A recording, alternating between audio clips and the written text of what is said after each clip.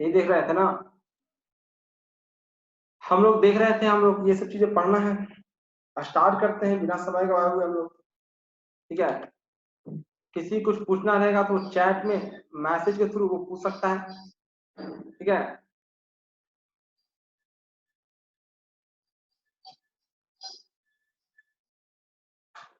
चलिए स्टार्ट किया जाए।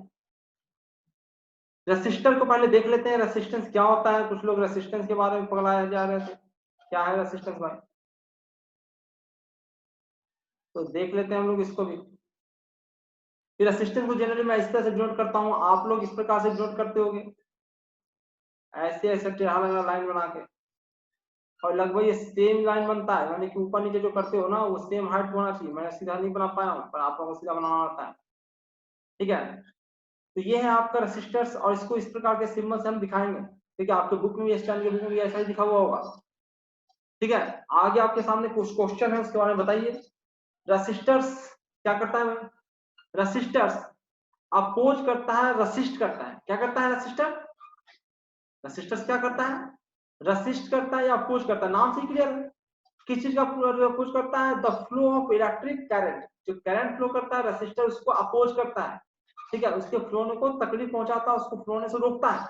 They have a property called, ये जो प्रॉपर्टी है जिसके थ्रू रेसिस्टर्स रेसिस्ट करे, जैसे आपने प्रॉपर्टी है, आप कोई भी मदद के लिए मांगता है तो आप तुरंत मदद कर देते हो उसका। ठीक है, ठीक है, यानी आप दयालु हो। तो आपने जो प्रॉपर्टी, एक काम किया आपने, मदद किया, जिसके कारण आपको प्रॉपर्टी का नाम मिला, और उस प्रॉपर्टी को क्या काम है? दयालु हो, ऑनेस्ट हो, या फिर काइंड हो। आप दयालु हो, काइंड हो, काम हम लोगों ने। उसी प्रकार से रेसिस्टर भी एक काम करता है, वो होता है अपोज करना, रेसिस्ट करना करंट फ्लोइंग को। ठीक है, तो इस प्रॉपर्टी को नाम क्या करेंगे? रेसिस्टेंस। ठीक है, तो रेसिस्टेंस प्रॉपर्टी होता है रेसिस्टर का। तो एक बार पिछली बार क्वेश्चन आया भी था कि रेसिस्टर और रेसिस्टेंस में क्या डिफरेंस होता है। एक बच्ची जो क्लास 10th की थी, सेक्शन बी की रोल नंबर 1, ठीक है, उसने लिखा था कि रेसिस्टर वो होता है जिसका रेसिस्टेंस हाई होता है। ठीक है, रेसिस्टर वो होता है जिसका रेसिस्टेंस हाई होता है। रेसिस्टेंस क्या होता है? रेसिस्टेंस रेसिस्टेंस होता है। अरे ऐसा कुछ नहीं होता, उसने बुक में कहीं पढ़ लिया कि रेसिस्टर रेसिस्टर उसको कहते हैं जिसका रेसिस्टेंस हाई होता है। मैंने बताया भी था कि वो आपने ढंग से पढ़ा नहीं इसको बुक में। एचआर की बुक में लिखा रखा है जिसका ऐसा ऐसा कंपोनेंट जिसका रेसिस्टेंस रिलेटिवली हाई होता है उसको रेसिस्टर कहते हैं। तो ये तो आपका प्रैक्टिकल लाइफ में, जो प्रैक्टिकल लाइफ में नहीं, जो लेबोरेटरी में जो एक्सपेरिमेंट में रेसिस्टर यूज करते हो, उसका रेसिस्टेंस जनरली जो कंडक्टर होता है उससे ज्यादा होता है, इसलिए उसने वैसा लिख दिया। तो बुक में हु बहु लिखा रहता है, इसके तो टीचर की जरूरत पड़ता है। बुक में क्या लिख रखा है, क्या सोच के उसने लिखा, और तुमने क्या सोच के उसको पढ़ लिया, इसी का फर्क आता है। ठीक है, तो रेसिस्टर का प्रॉपर्टी होता है रेसिस्ट करना, अपोज करना फ्लो ऑफ करंट को, और इसके इस प्रॉपर्टी का नाम देते हैं रेसिस्टेंस। ठीक है, इसको हम कैपिटल आर से डिनोट करते हैं, विच इज मेजर्ड इन, जिसको हम मेजर करते हैं किसमें? ओम्स में मेजर करते हैं। ठीक है, ओम्स का सिंबल भी ब्रैकेट में लिखा हुआ है, इस प्रकार का ओम का सिंबल होता है। ठीक है, नेक्स्ट चलते हैं हम लोग। What is the relationship between current and voltage in a resistor? अगर एक रेसिस्टर फिक्स है तो उसमें वोल्टेज और करंट के बीच क्या रिलेशन आएगा? यही तो ओम्स ने दिया था, तो आप पढ़ चुके हो, पर यहाँ पे हम लोग फिर से उसको देखेंगे क्या रिलेशन देता है बात। तो देखो आगे लिखा हुआ है, current is measured using, current को मेजर करते हैं एंड अमीटर से हम मेजर करते हैं। वोल्टेज इज मेजर्ड यूजिंग, किससे हम मेजर करते हैं इसको? अब वोल्टमीटर से। ठीक है, तो जानबूझ के मैं इसको हाइड करके रखता हूँ ताकि आपको दिमाग में थोड़ा जोर पड़ेगा, बार बार आप रिकॉल हो, लिखा रहेगा ना तो उसको बस ऐसे ही रैंडमली पढ़ लोगे। तो मैं जानबूझ को हाइड करके रखता हूँ ताकि आपके सामने आए तो आपके दिमाग में लोड पड़े उतना देर तक। ठीक है, तो आपको याद रहेगा। ठीक है, इसी प्रकार से वोल्ट वोल्टेज किससे मेजर करते हैं? वोल्ट मीटर से। Investigation, relationship between current and voltage is a resistor, in a resistor, एक रेसिस्टर के अंदर, मैं रेसिस्टर को फिक्स कर रहा हूँ, रेसिस्टर को चेंज नहीं कर रहा हूँ, तो एक रेसिस्टर के अंदर हम ये देखना चाहते हैं कि करंट और वोल्टेज का क्या रिलेशन रहता है। ठीक है, उसको ही हम ड्राइव करना चाहते हैं। तो देखो ड्राइव क्या है, relationship between current and voltage in a resistor. In a resistor मतलब रेसिस्टर फिक्स हो गया, तो दिख रहा है एक लाइन बना है, एक स्ट्रेट लाइन बना है। ठीक है, और कैसे बनता है ये मैं पहले ही बता चुका आप लोगों क्लास में। आप क्या कीजिए, बैटरी चेंज करते जाइए, वोल्टेज बढ़ाते जाइए, करंट जो आएगा मीटर में उसको आप मेजर करते जाइए। आगे हम लोग डायग्राम वगैरह देखेंगे, फिलहाल तो हम रफली आइडिया ले लेते हैं। ठीक है, तो क्या बनाइए, straight line through the origin tells us that current is. ठीक है, एक स्ट्रेट लाइन बनता है जो ओरिजिन से पास करेगा, ये स्ट्रेट लाइन मत बना देना, कोई ऐसे स्ट्रेट लाइन बना देगा वो गलत हो जाएगा। रीजन, रीजन क्या है? क्योंकि ये दिखा रहा है कि वोल्टेज जीरो है तब इसका करंट कुछ चल रहा है। देखो वोल्टेज जीरो है ना, यहाँ पे वोल्टेज जीरो पर कुछ करंट चल रहा है जो कि पॉसिबल नहीं है। वोल्टेज जीरो है तो करंट कुछ जीरो होगा, इसलिए 0,0 से पास करेगा ये। ठीक है, तो स्ट्रेट लाइन बनता है the origin tells us that, ये क्या बताता है स्ट्रेट लाइन बनता है, वो क्या बताता है कि जो आपका करंट है, current is directly proportional to the voltage. ये ग्राफ जो आया उसी से हमको पता लगता है कि V जो होता है वो डायरेक्टली प्रोपोर्शनल होता है I के। और देखो यहाँ पे लिखा हुआ है कि current directly proportional to voltage, तो करंट को वोल्टेज के प्रोपोर्शनल लिखो या वोल्टेज को करंट के लिखो, कोई फर्क नहीं पड़ता, दोनों सेम चीजें हैं। ठीक है, तो डायरेक्टली प्रोपोर्शनल टू वोल्टेज, इसी से हमको पता लगा जो एक्सपेरिमेंट हम लोगों ने किया। ठीक है, आगे the ratio VI is a constant. तो रेशियो VI आया है वो क्या है, एक कांस्टेंट आता है। अरे V या तो कहो कि V प्रोपोर्शनल है I के, क्या या फिर कहो कि V बटा I कांस्टेंट है, एक ही बात है। V बाई I क्या है, आता है कांस्टेंट आता है, एक कांस्टेंट आता है। ठीक है,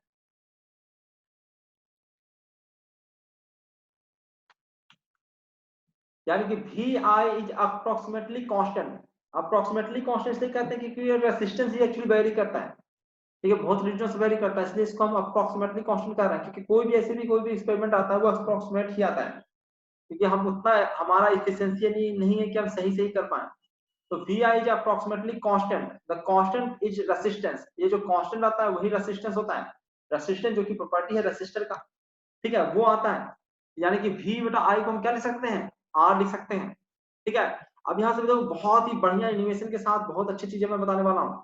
तो देखो बहुत सारे बच्चे छोड़ के चले भी गए, तो कुछ लोगों का क्या कुछ नहीं किया जा सकता है। लोगों को लगता है कि हम बहुत काबिल हो गए हैं, हम लोग को सीखने की जरूरत नहीं है, सब तो सब पढ़ के बैठे हैं हम लोग। ठीक है, पर जानता नहीं कि मैं जब भी पढ़ाता हूँ तो कुछ नई चीजें जरूर बताता हूँ, और एक तो आपका रिकॉल भी होता है। तो R इक्वल टू क्या है, V बाई आई। फॉर्मूला बन गया है R equal to V by I. ठीक है, और इसी को हम क्या कहते हैं, ओम्स लॉ। तो क्या कहते हैं, ओम्स लॉ, यही ओम्स लॉ है, V directly proportional to I। ठीक है, यहाँ पे आप प्रोपोर्शनल सिंबल हटाओ, R लगाओ कांस्टेंट, R इक्वल टू निकल के आता है V अपॉन I, इसी को हम ओम्स लॉ कहते हैं। ठीक है, यहाँ से एक और फॉर्मूला निकल के आया V इक्वल टू IR, इससे वो ड्राइव कर लो या उससे ये ड्राइव कर लो, दोनों एक ही इक्वेशन है। ठीक है, आगे इसको हम लोग और समझते हैं रेसिस्टर्स में। आप लोगों को रेसिस्टर्स वगैरह दिख रहा होगा, आपको डायग्राम दिख रहा होगा, एक बैटरी लगा दिख रहा होगा, एक अमीटर है, ये आपका बटन में दिखा देता हूँ, ये आपका बैटरी है, ये आपका अमीटर है जो क्या मेजर करेगा, करंट मेजर करेगा, इससे फ्लो होने वाला करंट। ये रेसिस्टर है, ठीक है, जो रेसिस्टर देगा। ये आपका एक बल्ब दिया हुआ है। ठीक है, अब बल्ब और रेसिस्टर में क्या अंतर है, कोई अंतर नहीं, बल्ब भी एक रेसिस्टर है। ठीक है, पर ये स्पेसिफिक रेसिस्टर है जो रेसिस्ट करने के लिए पैदा हुआ है, बल्ब जलने के लिए पैदा हुआ है। ठीक है, उसका काम रेसिस्टर प्रोवाइड करना नहीं है। ठीक है, आगे देखते हैं, देखो ये लैंप है, बल्ब है, ये आपका सेल है, ये आपका रेसिस्टर है, और वो तो अमीटर आपको दिख ही रहा है। व्हाट डू एक्सपेक्ट, क्या आप सोचते हो क्या होना चाहिए, to happen to the current if you increase the value of resistor in the circuit. क्या होगा यदि रेसिस्टर, यदि what do you expect to happen to the current if you increase the value of resistor in the circuit shown। अगर resistor का value, resistance का value आप बढ़ाते जाते हो तो क्या आप महसूस करते हो क्या होना चाहिए, क्या होगा। तो यही हम लोग देखना है, इसी को हम लोग स्टडी करना है हम लोग को। ठीक है, क्या होगा भाई, तो देखो आप लोग सामने कुछ क्वेश्चन भी है। For a voltage of 12 volt calculate the current of the resistor. ठीक है, for a voltage of 12 volt calculate the current of a resistor। current कितना फ्लो होगा रेसिस्टर से ये बताना है आपको। ठीक है, what can you say about current and resistance for a fixed voltage। अगर वोल्टेज फिक्स रहेगा तभी, क्योंकि वोल्टेज जब तक नहीं देगा तब तक हम कैसे बता सकते हैं, एक रेसिस्टेंस फिक्स रहेगा, एक वोल्टेज फिक्स रहेगा, तो आप करंट बता सकते हो। कंप्लीट द सेंटेंस, क्या सेंटेंस है भाई, as resistance increase the current का क्या हल होने वाला है, as the resistance increase the current, current के साथ क्या होगा, यहाँ पे वो आया नहीं। अच्छा खैर तो लिख ही सकते हैं हम लोग, आगे भी हम लोग जानेंगे इसको। ठीक है, रेसिस्टेंस बढ़ाएगा तो करंट पे क्या फर्क पड़ेगा, रेसिस्टेंस डिक्रीज करेंगे तो करंट पे क्या फर्क पड़ेगा। ठीक है, ये तो आप लोग सिंपली बता ही सकते हो। ठीक है, पर फिर भी मैं इसको अभी तक आपको सोचने के लिए रखता हूँ और आगे हम लोग बढ़ते हैं। ठीक है, वायरिंग रेसिस्टेंस को भी पढ़ते हैं। बाकी यहाँ पे अब जाने लगे रेसिस्टेंस का बढ़ाना घटाना पॉसिबल कब हो, रेसिस्टेंस को बढ़ाना घटाना है मतलब क्या पॉसिबल है, जब आपको रेसिस्टेंस कैसा हो, वायरिंग रेसिस्टेंस हो। तो पहले वायरिंग रेसिस्टेंस को पढ़ लेते हैं, उसके बाद हम लोग उस क्वेश्चन पे फिर से जाएंगे, तब तक आप उसको सोचिए। वायरिंग रेसिस्टेंस क्या होता है? तो द अपोजिशन ऑफ करंट और रेसिस्टेंस, ठीक है, of a material measured in ohm depends on several things. ठीक है, इतना सारा चीज हम लोगों ने पढ़ा कि करंट को अपोज करना की प्रॉपर्टी को ही हम क्या कहते हैं, रेसिस्टेंस कहते हैं, जिसको हम ओम में मेजर करते हैं। ये मटेरियल का जो प्रॉपर्टी होता है वो बहुत सारी चीजों पर डिपेंड करता है, और इसमें डिपेंड करता है thickness and discuss what sum of this, think and discuss what sum of this. इसमें ये क्या क्या हो सकता है, रेसिस्टेंस किन किन चीजों पर डिपेंड कर सकता है, एक वायर का रेसिस्टेंस किन किन चीजों पे डिपेंड कर सकता है, यही आपको सोचना है थोड़ा। और ऐसे देखो बता दिया जाता है तो आप लोग जितना रखते हो उतना जल्दी भूलते भी हो, तो आप सोचने की कोशिश कीजिए। ठीक है, आप सोचिए कि वायर का रेसिस्टेंस, वायर रेसिस्ट कर रहा, तो क्या क्या करेंगे तो उसका रेसिस्टेंस बढ़ेगा, कब घटेगा, कैसे बढ़ेगा, क्यों घटेगा, ये सब चीज आप खुद से सोचिए, तो आपको याद करने में सहूलियत होगा और आगे के क्लासेस में पढ़ने में भी सहूलियत होगी। ठीक है, दिस माइट बी, ठीक है, तो wire resistance the opposition of current, ये तो हम लोग देख ही चुके हैं। टाइप ऑफ मटेरियल, सबसे पहले किस पे डिपेंड करता है, टाइप ऑफ मटेरियल पे। The better the conductor the lower the resistance, जो बढ़िया कंडक्टर है उसका रेसिस्टेंस कम होगा। लेंथ ऑफ द मटेरियल, इस पर डिपेंड करता है, length of the material the longer the material the higher the resistance, जितना लंबा मटेरियल रहेगा उतना ज्यादा रेसिस्टेंस प्रोवाइड करेगा। इलेक्ट्रॉन को चलने में उतना ज्यादा दूर तक चलना है, उतने ज्यादा इलेक्ट्रॉन से उसको टक्कर होना है, उतने ज्यादा रास्ता में उसको परेशानी होने वाला है, उतना ही ज्यादा उसका रेसिस्टेंस होगा। नेक्स्ट, थिकनेस ऑफ मटेरियल, जितना मटेरियल का थिकनेस होगा, जितना वायर का थिकनेस होगा उतना आसान होगा, जितना बड़ा रास्ता होगा। थिकनेस मतलब क्या होता है, जैसे दरवाजा, जितना बड़ा दरवाजा होगा आपको चलने में जाने में आसानी होगा कि उतना ज्यादा लोग निकल सकते हैं। जैसे आपको क्लासरूम में छुट्टी होता है, छोटा का दरवाजा दे देगा तो निकलने में समय लगता है कि नहीं लगता है। तो जितना मोटा वायर होगा रेसिस्टेंस उतना ही कम होगा। द थिनर, थिनर लिखा हुआ है, the thinner the material the higher the resistance, जितना पतला करोगे उतना ही रेसिस्टेंस बढ़ जाएगा, जितना मोटा करोगे उतना रेसिस्टेंस कम रहेगा। ये सबका स्क्रीनशॉट ले लेना, या फिर लिखा हुआ आपके बुक में होगा ही।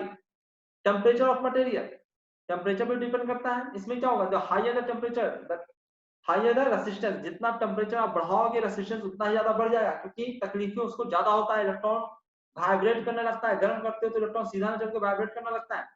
और अगर इलेक्ट्रॉन वाइब्रेट करेगा, अगर इलेक्ट्रॉन वाइब्रेट करता है तो आप समझ सकते हो, अगर इलेक्ट्रॉन वाइब्रेट करता है समझ सकते हो उसको चलने में तकलीफ होगा, इधर उधर ज्यादा टक्कर करेगा एक दूसरे इलेक्ट्रॉन से, उतना ज्यादा उसको तकलीफें होगी। Wiring resistance, the relationship between length of the material and resistance allow us to make a variable resistor। तो एक वेरिएबल रेसिस्टर हम कैसे बनाते हैं, एक वेरिएबल रेसिस्टर हम कैसे बनाते हैं, तो हमने देखा कि भैया रेसिस्टर कितनी चीजों पर डिपेंड करता है। एक वेरिएबल रेसिस्टर, देखो वेरिएबल रेसिस्टर आपके यहाँ है और हायर क्लासेस में पढ़ना भी है कि कैसे बनाते हैं। और आपके तो आपको जो आप ओम्स लॉ का एक्सपेरिमेंट करोगे ना, उसमें एक रेसिस्टर आप इस्तेमाल करोगे, ठीक है, वो वेरिएबल रेसिस्टर ही होगा। ठीक है, जो कराएंगे आपको तनवीर से कराएंगे स्कूल में, वो रेसिस्टर होगा, वेरिएबल रेसिस्टर। तो वो कैसे काम करता है उसको हम लोग यहीं पे डिस्कस कर लेते हैं, कि देखना तो है ही आप लोग, और उनसे हो सकता है सर से आप लोग पूछो और बता नहीं पाएंगे, उससे बढ़िया है कि हम लोग यहाँ देख लेते हैं। रिलेशनशिप बिटवीन लेंथ, तो क्या होता है किन किन चीजों पर डिपेंड करता है, लेंथ पर मेन डिपेंड करता है। तो हम लोग क्या करते हैं, वायर का लेंथ घटा बढ़ा के हम रेसिस्टेंस को वैरिंग रेसिस्टेंस बना लेते हैं। अरे रेसिस्टेंस किस पे डिपेंड करता है, लेंथ पे डिपेंड करता है ना वायर को, तो हम वायर की के लेंथ को बढ़ा घटा के रेसिस्टेंस को वेरिएबल रेसिस्टेंस बना लेते हैं। ठीक है, ठीक है, तो यही हम करते हैं। वेरिएबल रेसिस्टेंस कैसे बनता है, जिसको हम जिसका नाम ये दिया जाता है, ये दिया जाता है आपका नाम,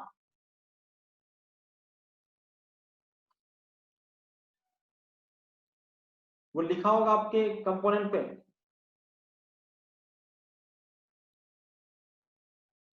आगे चलते हैं, ये सिंबल होता है वेरिएबल रेसिस्टेंस का, ये सिंबल होता है। रेसिस्टेंस को बस आप काट दीजिए, एरो बना के, तो वो वेरिएबल रेजिस्टेंस को डिनोट करता है। देखो वेरिएबल रेजिस्टेंस इस प्रकार से दिखता है रेजिस्टर, ठीक है। यही आपको ये देखने को मिलेगा लैब में। जो भी बच्चे हैं 10th में भी बच्चे 12th में भी एक्सपेरिमेंट करना ही है इस पे, और 10th में भी जो ओम्स लॉ पे आप करते हो जो एक्सपेरिमेंट, वो आपको ये इंस्ट्रूमेंट देखने को मिलेगा। इसमें क्या है, तो कुछ नहीं है, ये अरेंजमेंट है, ये सब तो क्या है, सब अरेंजमेंट है बांधने के लिए, ठीक है। इसमें एक हमने स्लाइडर लगा हुआ है, ये सब मेटल का रहेगा, ठीक है। ये मेटल का रहेगा, ये भी मेटल का रहेगा, सब मेटल का है। और यहाँ पे ढेर सारा वायर बॉन्डेड है, यहाँ वायर लपेटा हुआ है, ठीक है। और ऊपर एक सरकने वाला चीज बना हुआ है, ये सरकता है इस पे, ये इस पे ऐसे फ्लक्चुएट करता है, इधर जा सकता है, मूव कर सकता है। ये अभी देखो, अब देखो यहाँ से करंट को तुमने डाला, ठीक है। चलो मैं इसको इरेज करके फिर से बताता हूँ। यहाँ से तुमने करंट को डाला, गया ये मेटल वाला है, तो ऐसे से जाएगा, और फिर यहाँ से ये कहाँ जाएगा, इधर थोड़ा ना जाएगा, ये आगे थोड़ा ना जाएगा, रास्ता इसको सस्ता इधर से मिल रहा तो इधर से जाएगा ना। ये यहाँ से जाएगा और यहाँ से चल के ये इसके थ्रू होते हुए इधर चलाएगा, आउटपुट दे देगा, ठीक है। तो उसको इतने सारे वायर से घूम के चलना पड़ा, जितना वायर था यहाँ पे उतना चलना पड़ा कि नहीं चलना पड़ा। अब इसको खिसका के अगर यहाँ पे ना रख के हम लोग यहाँ पे कर दें, ठीक है, मैं उसको फिर से दिखाता हूँ। मान लेते हैं कि इसको मैं खिसका के मैंने यहाँ पे कर दिया, ठीक है। तो इस बार करंट आएगा तो, और ऐसे यहाँ जाएगा और फिर ऐसे आएगा और फिर ऐसे घूम के ऐसे ऐसे चला जाएगा, ठीक है। तो उसको इस बार इतने सारे वायर से चलना पड़ा, तो रेसिस्टेंस ज्यादा ट्रेवल करना पड़ा ना, तो रेसिस्टेंस बढ़ गया। तो यही रेसिस्टर का, इसको कहते हैं रेसिस्टर कहते हैं, ठीक है। रेसिस्टोर को कहते हैं हम इसको, ठीक है।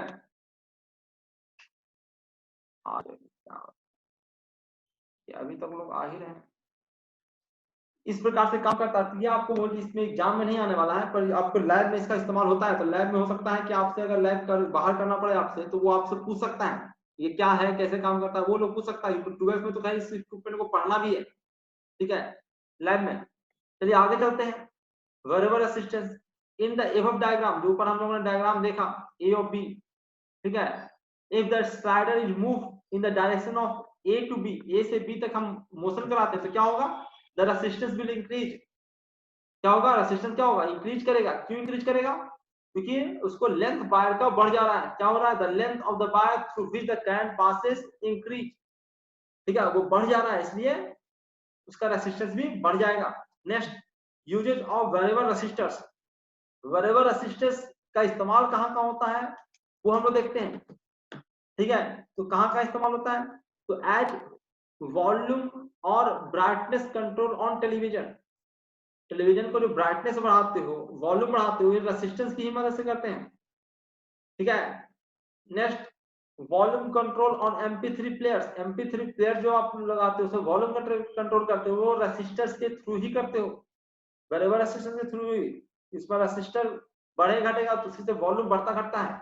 लाइट डिमर स्विचेज, लाइट को जैसे कि आप पंखा ही आप ले लो, फैन जिसमें रेगुलेटर को कहते हो, वो रेगुलेटर घुमाते हो, उसमें क्या रहता है, वेरिएबल रेसिस्टर रहता है। तो वेरिएबल रेसिस्टर काफी यूजेज है, ठीक है। ये भी आपके बोर्ड लेवल पर 10th में नहीं आएगा, पर फिर भी आप लोग जान सकते हो, क्योंकि बहुत बड़ा चीज तो है नहीं, ठीक है। वेरिएबल रेसिस्टर आप पढ़ते भी हो, तो कहाँ इस्तेमाल कर सकते हैं वो एक्स्ट्रा चीजें जान लो, ताकि आपकी जिज्ञासा समाप्त हो जाए, ठीक है। तो ये सब खत्म हो गया। आगे हम लोग देखते हैं,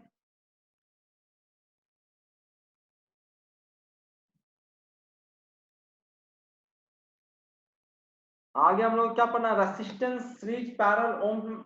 ओम जो हमें पढ़ना है, ओम मीटर पढ़ना है। ओम मीटर का तो नाम भी आप लोगों ने नहीं सुना होगा, तो ओम मीटर हम लोग को पढ़ना है, ठीक है। चलिए अभी हम लोग को काफी समय है।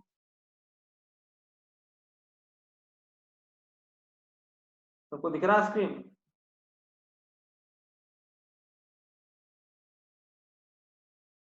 तो हम क्या आगे पढ़ने वाले हैं, actually the relationship between total resistance and individual resistance in the series and parallel circuit.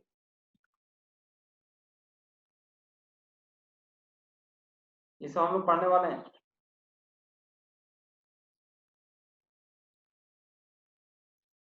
किसी को दिक्कत आ रहा हो तो वो मैसेज में बता सकता है,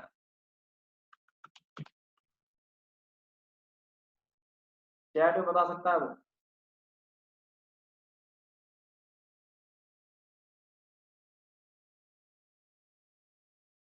ठीक है। तो ये सब चीजें हम लोग पढ़ने वाले हैं इसमें।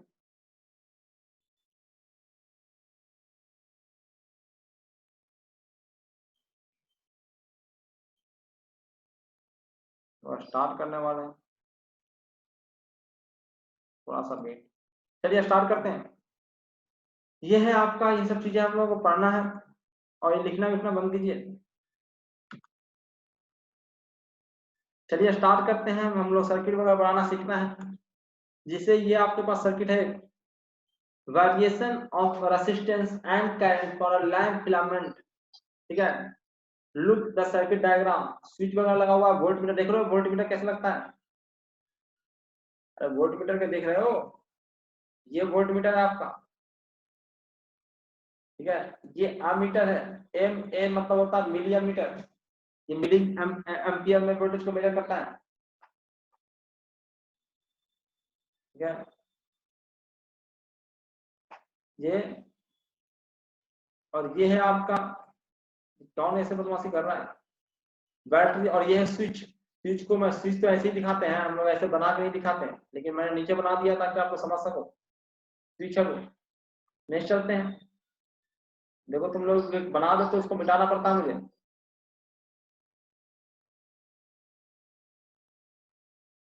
समझ में आया? उसमें समय बर्बाद होता है झूठ मूठ का।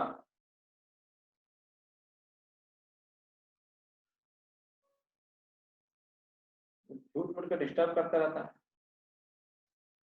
मैं यूज नहीं करता हूँ वो, और ये लोग रील भी बनाता रहता है।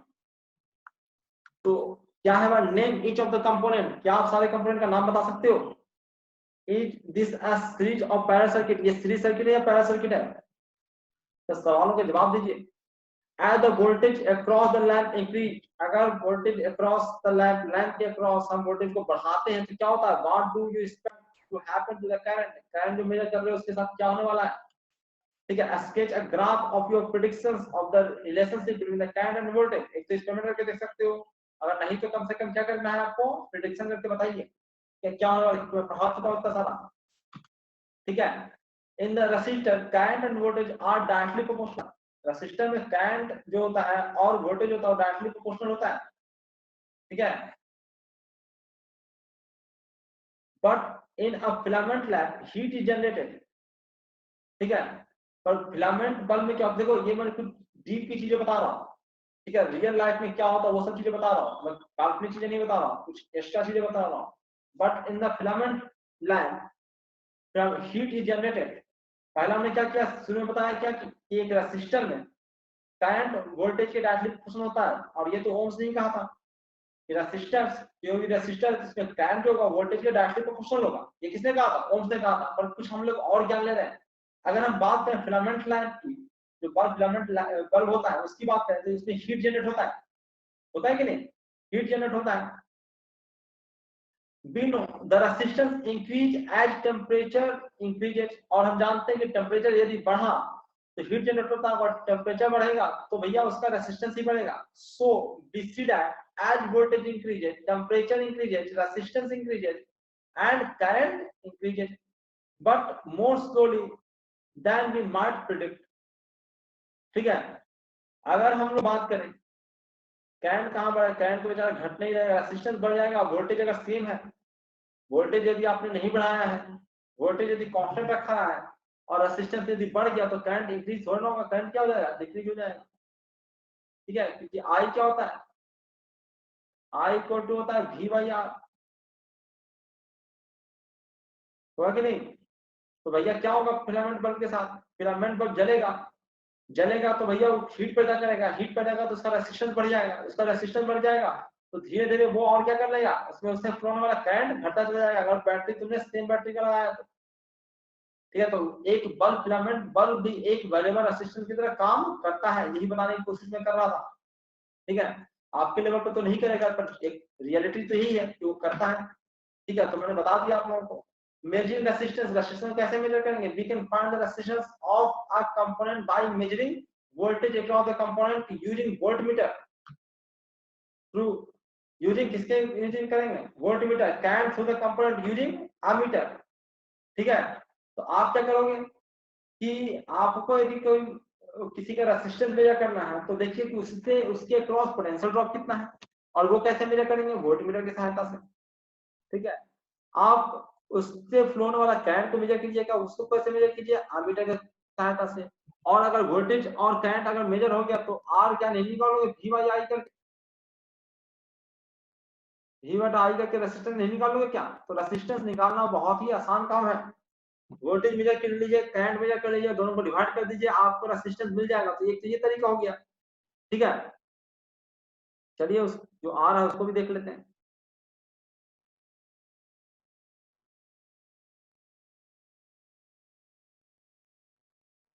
ठीक है, कि हम लोग को मेजर करना है रेसिस्टेंस, रेसिस्टेंस को मेजर करने के लिए हमें वोल्टेज मेजर करना पड़ेगा, वोल्टेज हम वोल्टमीटर की सहायता से मेजर करेंगे, और करंट मेजर करना उसको हम एमीटर की सहायता से करेंगे, और फिर दोनों को डिवाइड कर देंगे तो हमारा क्या निकल जाएगा, रेसिस्टेंस निकल जाएगा। और we can measure it directly, इसके अलावा हम इसको डायरेक्टली ही मेजर कर सकते हैं। रेसिस्टेंस को मेजर करने का इंस्ट्रूमेंट भी होता है, और इसको हम डायरेक्टली भी मेजर कर सकते हैं। इसको याद रखिएगा, ये आपकी किताब में नहीं है, और हो सकता है ऑब्जेक्टिव क्वेश्चन में आ जाए, तो बड़ी चीज नहीं है। तो रेसिस्टेंस को मेजर करने वाला एक डायरेक्ट इक्विपमेंट भी होता है, एक डिवाइस होता है। ठीक है, उसको हम ओम मीटर कहते हैं। क्या कहते हैं, नाम आसान है तो कोई बड़ा लोड है नहीं कि आप याद ना करें। ठीक है, तो उसको हम ओम मीटर कहते हैं। ठीक है, इसको हम सर्किट में, इसका सिंबल इस प्रकार से होता है, अगर सर्किट में कहीं पे लगा होगा तो इस प्रकार से वो दिखेगा। ठीक है, ओम मीटर। ठीक है, ये देखिए जो हमने तो आपको क्वेश्चन दिया था कि 3 बल्ब या रेसिस्टेंस है, उसको हमको जोड़ना था। ठीक है, सीरीज में, और उसके क्रॉस वोल्टेज मेजर करना था। वोल्टेज मेजर करने के लिए हमको क्या से डिवाइस लगाना, उस प्रकार से वो सारे आपके सामने हैं। Series and parallel circuits, voltage, current and resistance, ये सारे चीज की सारी चीजें हम लोग देख रहे हैं। ये कौन डिजाइनिंग कर रहा है, यही मैंने ऑफ कर दिया था पिछली बार, तो फिर सब हल्ला करने लगा था। ठीक है,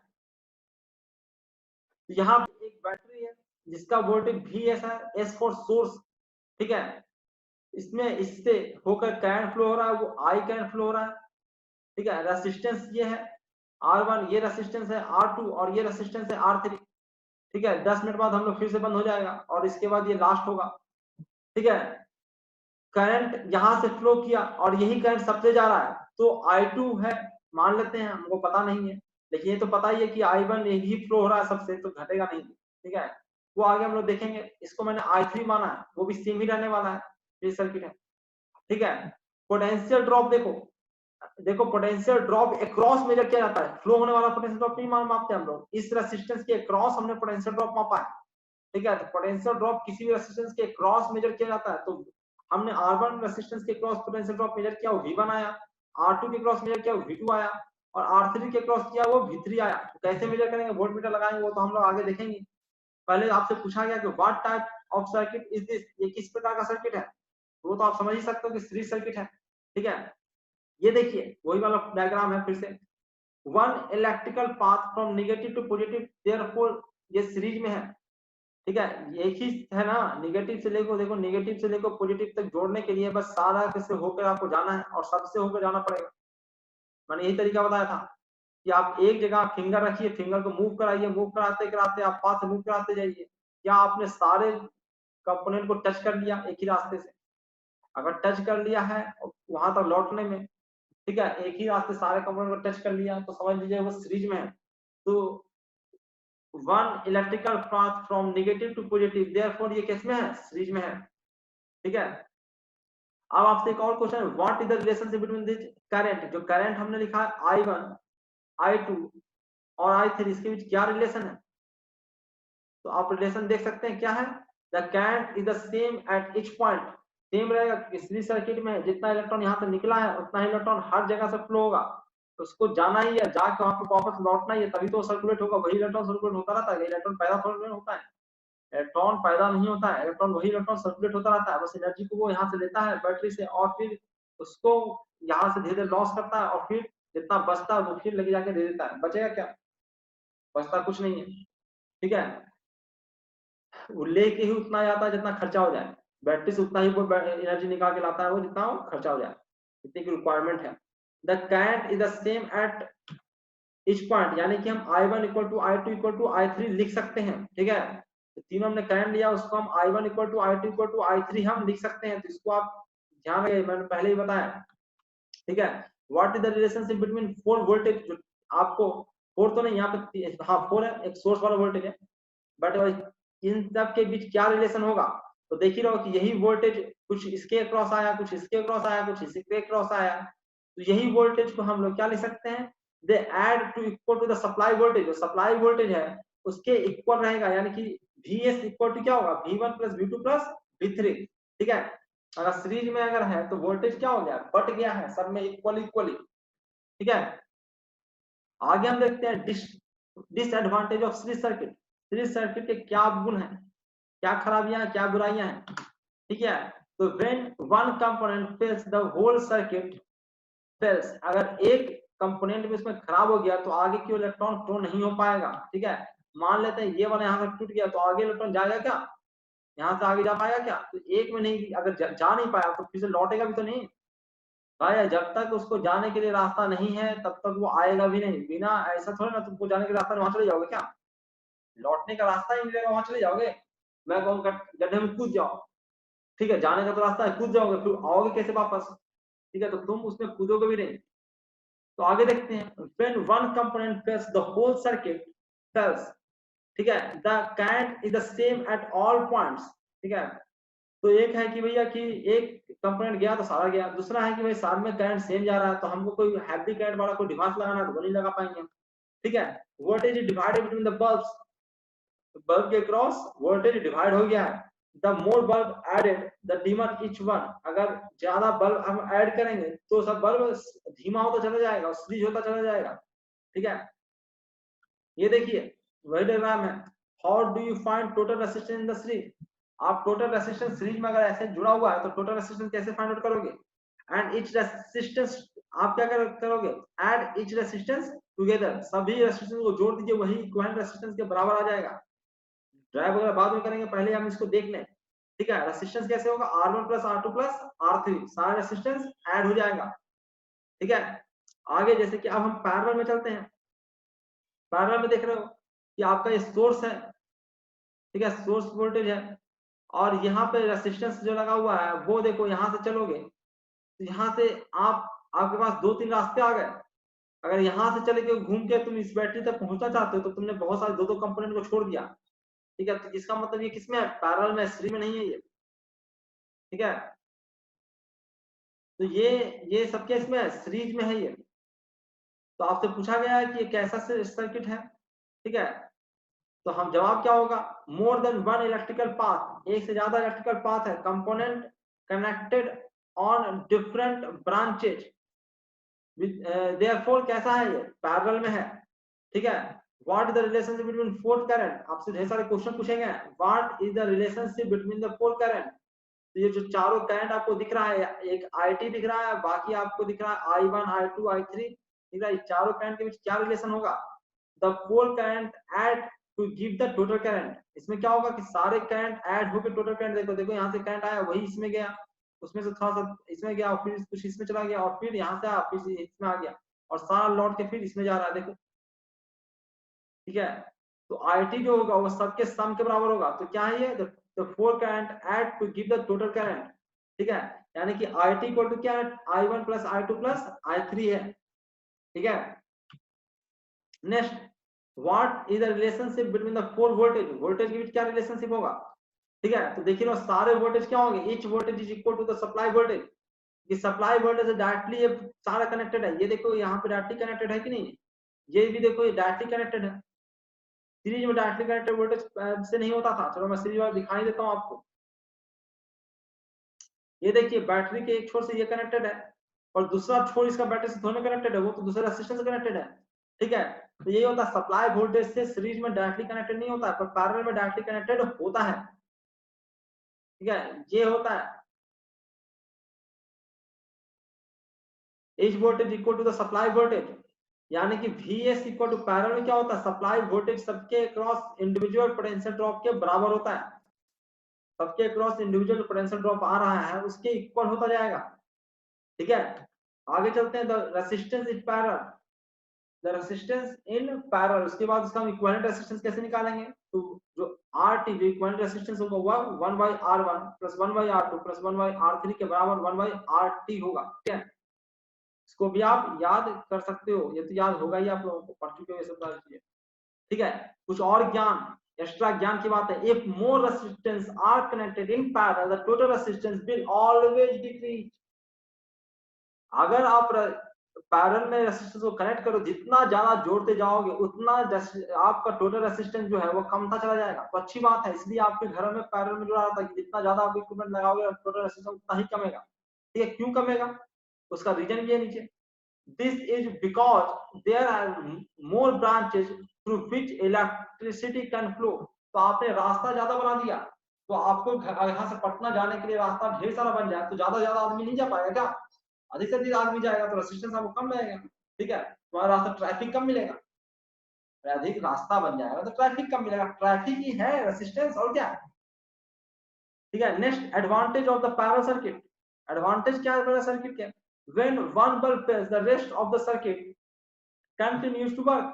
अगर एक खराब हो गया तो बाकी अपना काम करता रहेगा। ठीक है, the more component the lower the resistance। जितना ज्यादा कंपोनेंट ऐड करोगे उतना ज्यादा रेजिस्टेंस घटता जाएगा। the total current drawn increase। ठीक है, करंट आपका बढ़ेगा। Voltage in each branch is the same। सारे के क्रॉस जितने भी रेजिस्टेंस हमने पैरेलल में लगाया बैटरी के साथ, सबके क्रॉस पोटेंशियल ड्रॉप सेम रहेगा। And the supply voltage therefore bulbs in parallels will each be as brighter as a single bulb। What have you learned today। ठीक है, तो क्या हुआ, जितने भी बल्ब लगे सब एक समान तेज जलेगा। ठीक है, तो इस तरह के क्रॉस पोटेंशियल ड्रॉप सेम है, कमा नहीं है। ठीक है, इस प्रकार से हम लोगों ने इसको सीखा समझा। ठीक है, तो यहाँ पे हम लोग अंत करते हैं, आगे के लेसन में हम लोग ये सब चीजों को पढ़ेंगे देखेंगे। ठीक है, हम लोगों ने काफी कुछ पढ़ लिया। ये हम resistor, resistance series, potential divider, ये सब हम लोग नेक्स्ट वीडियो में जब भी तुम कनेक्ट होगे, जब भी तुम लोगों का समय मिलेगा तब हमको बता देना। ठीक है, क्योंकि फिजिक्स ही सिर्फ पढ़ना तो है नहीं, बाकी सब्जेक्ट भी पढ़ना है। तो ये सब चीजें हम लोग पढ़ेंगे। पूरा मेरे पर कंप्लीट बना दिया है मैंने। ठीक है, इतना दिन में बैठे बैठे तो हम लोग पूरा पढ़ सकते हैं, मेरे पास सारा मैंने तैयारी कर लिया है। ठीक है, तो देखिए, स्टेट द पोटेंशियल डिवाइडर, जो कि सवाल पूछा था।